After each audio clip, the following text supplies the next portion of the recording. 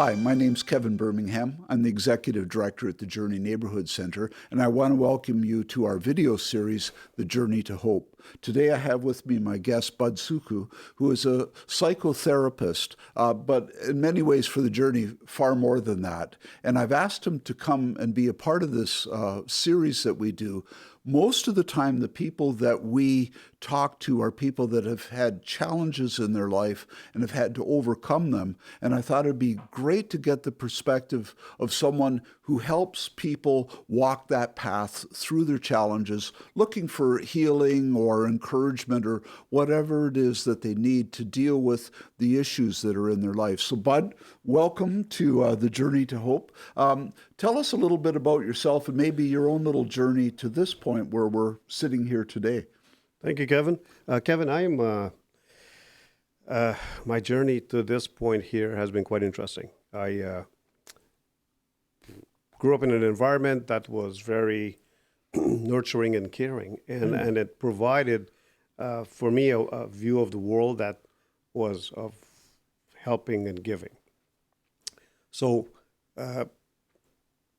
prior to this, I had a business going on for many years, but I'm transitioning out of it and working more to, as I get older, to work with people to help them overcome some challenges. So we're really talking psychotherapy as a second career then, or? Not so much as a career, but more as a passion. Okay. A passion for the skill and knowledge that I have, how can I put it to use to make a difference in someone's life? And I find that plays a big part because the success so far has been amazing with the clients I've been seeing, and it's very encouraging to want to keep wanting to do this. So you're dealing with people. What are the kinds of challenges that you're seeing with your clients or just within the community itself? Yeah, I deal with clients ranging from I would say anxiety to schizophrenia. They all have different ways of so it's a scale of what challenges they come in with. The more common ones I see are more anxiety and depression is a big item for them. And that comes from the struggles that they're having in life. They just have so much going on that they don't know how to deal with it. And a lot of times we are being taught to, suck it up and deal with it. And it really doesn't work.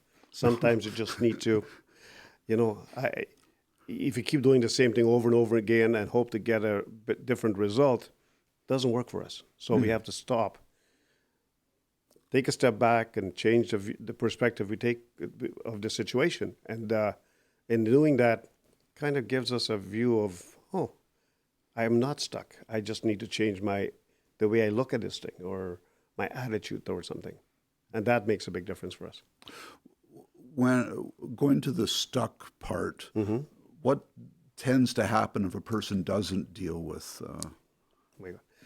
Well, if a person gets stuck, a lot of time they get so overwhelmed that they don't feel, they start feeling a sense of helplessness and despair. Hopelessness is a big part of it, and they throw their hands up and says, "That's it." When we get to that state of helplessness and despair, we start avoiding all the things around us because these are the things that are causing me issues. So I lock myself in my room and I turn off the lights and I stay in bed for days then. No interest in doing things that I used to enjoy doing or going out meeting people because all of a sudden this is becoming more of a bigger discomfort for us as opposed to comfort. Okay. We are eventually going to talk about the stigma around seeking counseling, but kind of leading up to that, so there's a lot of people who just don't go down that road for whatever reason, beyond just stigma and that. They just, are either in denial or whatever, and that. What do you see happening? What are other barriers? And then we'll talk about stigma as well. One of the barrier is access. having access to qualified professionals. Okay. The other one is a cost factor that plays heavily into this. The other part of it is support from friends and family, or even belief in themselves that there is someone out there who can actually help them walk this path and get this all sorted out. What do you mean? Their despair leads them to think that I'll never figure it out, or That nobody can help me. That I'm gonna have to live with this for the rest of my life. that's kind of a level of hopelessness that's A big level of hopelessness. Yes. okay. Now, talking about stigma, Stigma is a big part of the mental health piece of it. And when I refer to mental health, it's not so much mental health, but mental health and wellness. Because it's, when we think of mental health, and in some culture, mental health is a big taboo in the sense that if you are mentally ill or you're seeing a therapist or a psychiatrist or anybody in the mental health profession, you are destitute for the institution, which is not true. There are very few cases that get to that extreme, but majority of the cases are to do more with the daily challenges and struggles that we have in life. It could be from a relationship. It could be from grieving of loss of someone. It could be from life, work circumstances. It could be family circumstances. All of these things become overwhelming for us at some point. the But to add, sorry, can I add to that part? No, So the whole part on the stigma side of it is it's not when we're going in to talk to a professional, it's not about the person seeking help is going to an institution. It's majority of them are not going to an institution, but just basically, and I love the word that the other gentleman mentioned, going to what do you call a trainer okay, at yes. the gym that helps you go through the motions of how do we deal with these issues. Okay, yeah. The do people? I mean, there's this whole stigma about admitting that I have a problem and I can't handle it myself. The stigma around that rests more from a cultural perspective. If I tell people I'm seeing a therapist, they will look at me differently. They will look at me funny. They will think I'm unstable. But just for myself, saying that I'm accepting that shows a sign of weakness. And so the sign of weakness that you're presenting or that you're accepting that you can handle this is, again, a big, from a culture perspective, you are supposed to be strong, suck it up, and deal with it. Okay, which leads to what when you just suck it up? Well, when you suck it up, it creates other issues. I use the analogy of a pressure pot. If you put the heat on and the water in there, and the pressure builds up in that pot, the whistle goes off, and that releases the pressure. If the whistle doesn't go off, that pot blows up. The same thing happens to us as humans. Is if every day we bottle up all these struggles and all these hurts and emotions and everything we're dealing with, and not actually dealing with the issue, but just bottling it up, similar to the pressure pot, we either lose our mind or we start seeing medical symptoms with no medical explanation.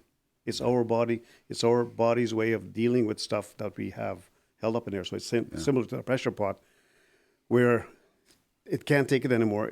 Something's got to happen. So instead of waiting for the pot to blow up or for you to become really depressed or overly and having panic attacks, therapy helps to release, acts as a release valve for that. I suspect that maybe one of the things that leads to reluctance is people really don't know what psychotherapy looks like and what would happen when they went in and how does this all work and that. Maybe you could explain that. And it's funny, in the field, I find the clients when they first initially come in are very anxious and nervous because they've never had a therapist, and they go like, "What am I supposed to expect from this?" And so the first thing is putting them at ease, and then explaining to them the process, because it's more of, we work with the clients more from what is it that brings you here to start with. Where is your worry? Where is your stress? What are we dealing with? And then taking that to a different level and saying, have you changing the perspective of things?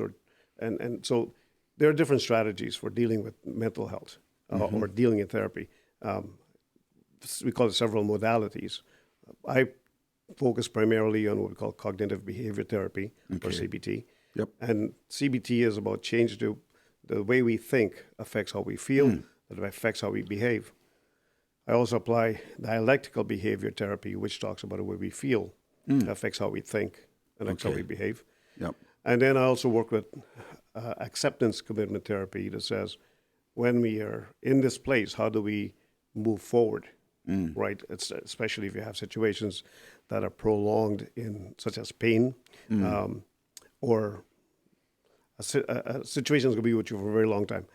How do we live with that situation and still make the best of life? Yeah. So I bring together a different piece of it, and I believe the way the thoughts in our head, or the things we tell ourselves, plays a very big part in how we feel and how we behave. And so changing, or from a therapy perspective, working on changing the perspective of things helps to change the situation so that the outcome is different, right? So if I change the way I look at something, the situation changes. Okay. And so that's a big part of it. Yeah. And so we go through that process, and it works. Yeah, cool. Well, I know we're going to be talking. Maybe this is a good time to talk about, because I know you came prepared with some things to suggest to people that can get them kind of on the path at this point in time. Yeah. So when I say about mental health and mental wellness, a lot of it has to do with why do we want to wait until we become to a point where we don't want to leave the house? Why don't we work on dealing with the situations that are bothering us today, or before they become bigger issues? Yeah. So, like I said, a lot to do with what we tell ourselves. Yep. Okay. So, one of the things that is predominant in a lot of the cases is the way we think of situations, right? Okay. We are, and this, a lot of it could be cultural, it could be personal, it could be many things, because our mind, or mental health piece of it, comes from our social environment plays a big part of it, not so much biological. Biology plays a part of it, but not as much as the social environment we're in and the way we are taught. For example, as a child growing up, as a baby that's born, it has no biases. It has no prejudices. It has nothing. And so it's a clean slate. And so when you look at yourself in that state, at that point when you're a baby, or as a child growing up, there's nothing there that influences you except the people around you or the environment you're in. And this is where you start picking up this concept of what is right and what is wrong, or how you judge things. Your worldview. Worldview. And that is where we end up having these thoughts that this is right or this is wrong, and we try to fit ourselves in a box, and it doesn't work so well.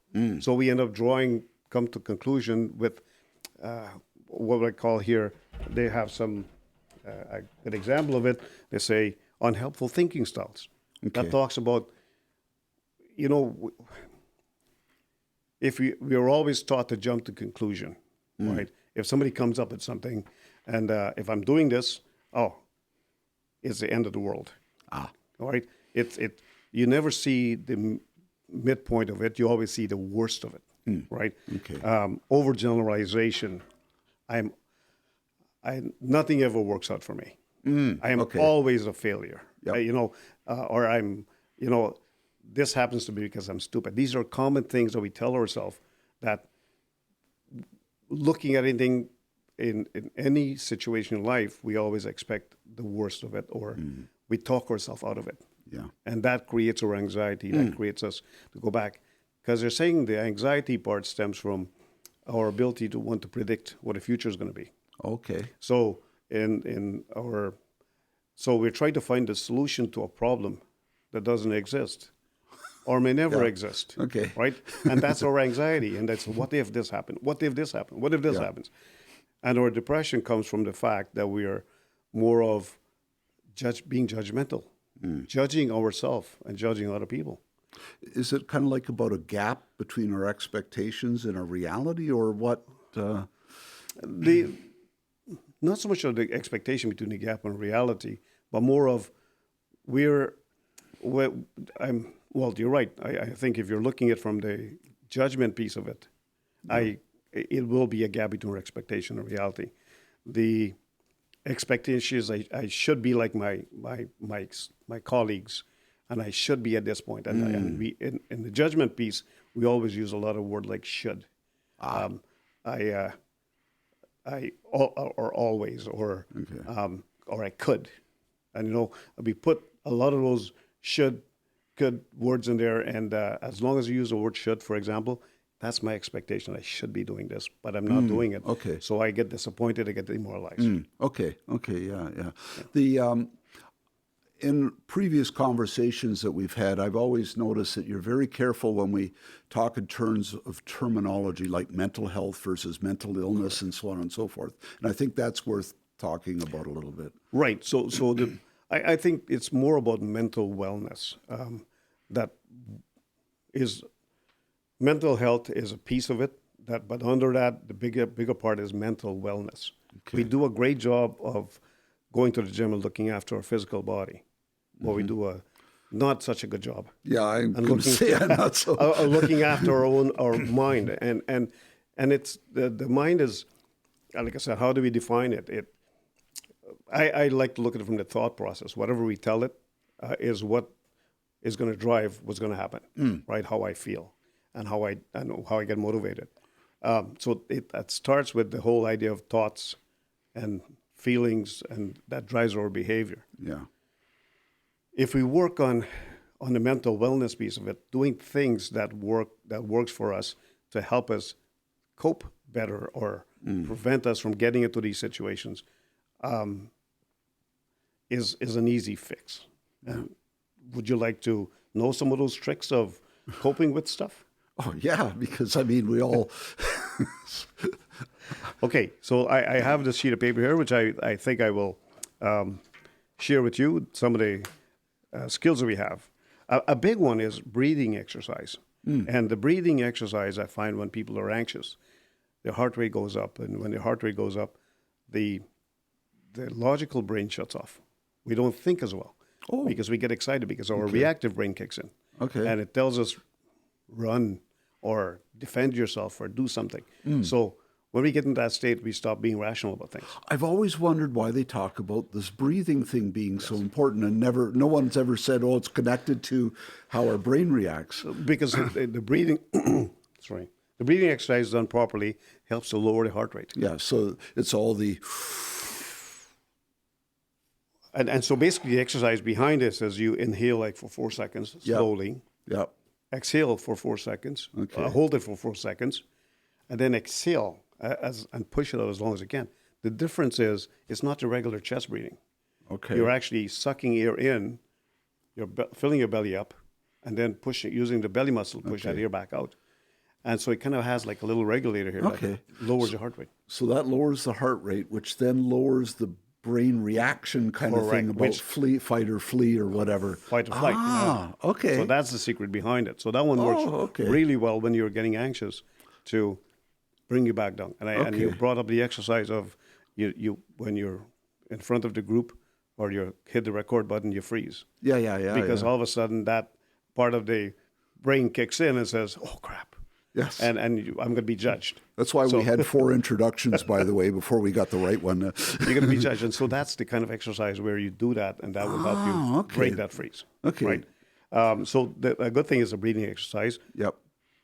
Breathe in slowly for 4 seconds, hold it for 4 seconds, and then push it back up. When you're doing it, though, you're pushing it out as if you're as if you're blowing out through a straw. So it's like, Yeah. Okay. I'm using the stomach muscle to push that up. Okay. The other one that works well is the saying, exercise. If you're feeling down, go out and exercise.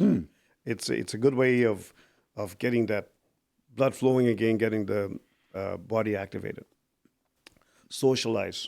They say whatever. If I'm feeling crappy and I don't want to see anybody, do the total opposite. Whatever you don't want to do the opposite. It's going to fix the Okay. problem. Okay. So you don't want to see anybody? Fight the urge. Call a friend. Okay. Socialize. Organize a group dinner. Do something. Right. Okay. Do some responsibilities, cleaning the house, doing some task. Again, those are things that keep us occupied, that while we are focusing on this, our mind doesn't run crazy on different things that are bothering us. Follow your hobbies. Do things that you enjoy doing. Gardening, sports, drawing, playing music. They all work as a good way of releasing or getting your brain to focus on something other than what is driving me crazy. Can I circle back for a moment to Yeah. the one where you talked about doing something that The opposite. yeah, well, and is no longer then focused on yourself, because we had a conversation before the camera rolled about this kind of satisfaction and passion of serving. Could you talk a little bit about, because you talked about your own experience when you're dealing with clients and they, Right. yeah, So your question is more of the satisfaction of doing things? yeah. Right. Well, Yeah. volunteering is a great activity that gives you that feel good. Feel good. What would be feel good? Almost like you have purpose or success. Feel good. Yeah, but I would say I'm trying to find the right word for it. Whether it's a feel good chemical or a feel good feeling. Yeah, it's redundant, but it's it drives a certain kind of a chemical reaction to us that they say stimulates us to think differently. So it changes the sad thing to something more pleasant. Yeah. Right. So if you're feeling sad and you're out there and you watch somebody you do something for somebody and it makes you smile, that smile by itself triggers those happy hormones. Yeah. Right. Yeah. So those are the things that work out. Yeah. And it's the feel good attitude that really, really helps in doing this. I've always found for me serving other people, you don't always see results and success, especially in a place like the Journey. Yeah. But just the act of service turns things away from in my head Yep.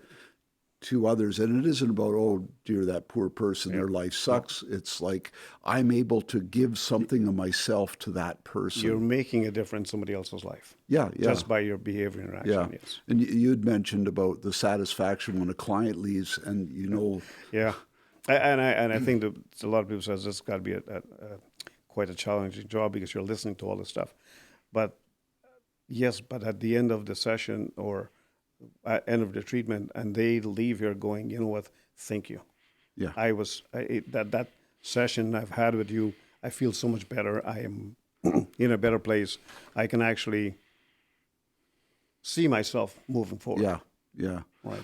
We had talked earlier too about that kind of this mutual thing that we both believe that everybody has something to give. Yeah. And that to serve people, and that Well, this is something that started off at a Rotary Club, and the theme for the Rotary this year is Create Hope. And so we, as a group, decided to embrace that. Although we have been doing it for years, about 100 years now, working with communities to help people. The theme this year was more on the mental health piece of it.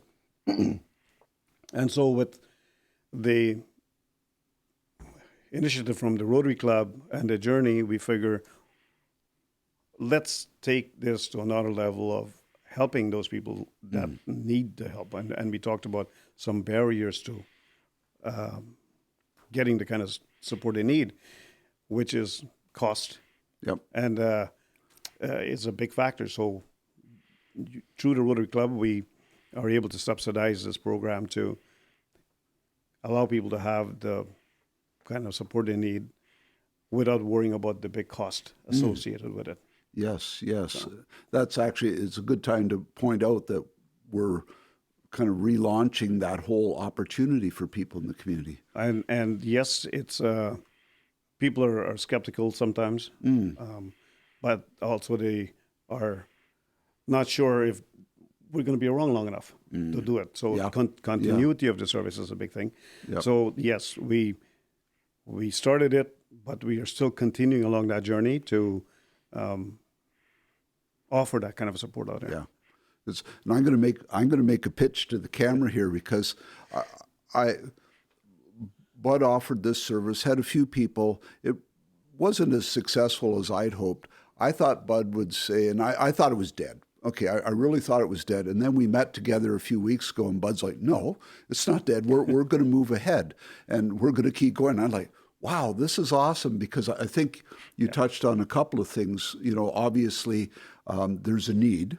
There is a need, yeah. There is a lack of accessibility and affordability for services, but the big one is the continuity. That if when the journey started, people said, you know, agencies come to this community all the time and they promise us this, they promise us that, they get our hopes up, and then they disappear. It was better if they were never here at all. And so one of the founding principles for the journey was, if we're going to be here, we're going to be here. And it's been 10 years now that we've been in the community.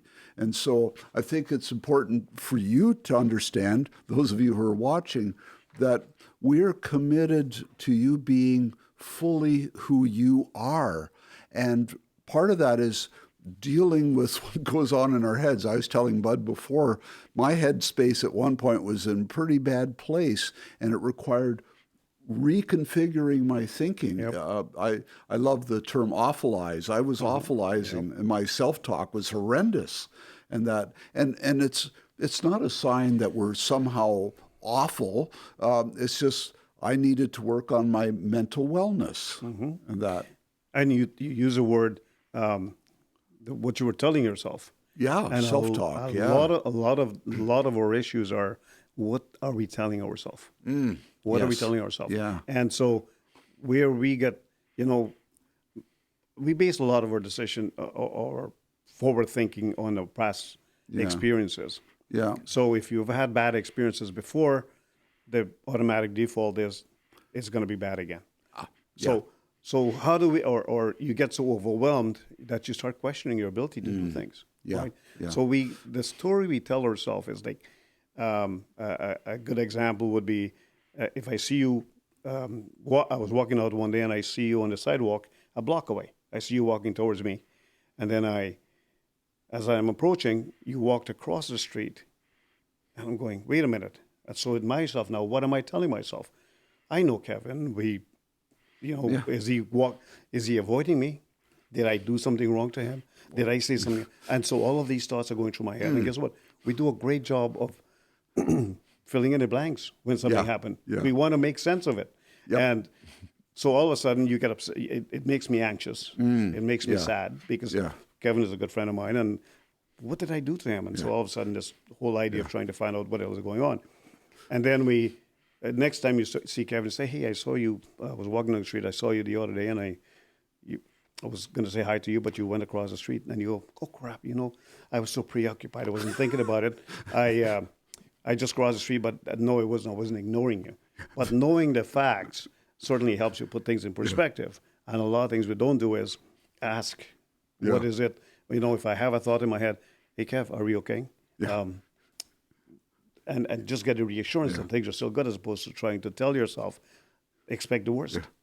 I laugh because actually that's the perfect example for me. I have people say, I saw you drove by and I waved and I jumped up and down because I am oblivious. So perfect example. As we're coming near the end and wrapping this up, are there other final thoughts that you want to leave for the people who are watching this video? We have a lot of support around us, yes. And so there's support from our family, support from our friends, and some support from our coworkers. They're all good support structures. Yep. A lot of times they give advice, and most of the time they give the advice you want to hear. They tell you they tell on their bias what they think is best for you or what you think without ruining the relationship. They're going to be very cautious. Yeah. From a therapist's perspective, there is no skin in the game. You're coming in, it's a third party observing that's involved in this, that's looking at it from a different way than a person who is involved in it. Looking at it's like looking at the trees from the forest, right? If you're in so close, you're not seeing the bigger picture. And so you're the advice you're giving is not is good, but doesn't take into consideration everything else that's involved in it. So therapists are good people. They're talk to your friends, talk to your family. They're good support structure, but there's nothing wrong with getting called a professional coach who can help you walk through life and face some of the challenges you're facing. Cool. Bud, thank you so much for being a part of this. I Kevin. really wanted to have the perspective of someone who deals with this and can say, hey, it's all right. It truly is, because as we talked earlier, we're all a gift to our community, but if we're kind of crushed under, then the community in many ways does not get the benefit of the fullness of who we are. So thank you so much, Bud, for being a part of this. Thank you for watching this to the very end. We appreciate you very much on this journey to hope.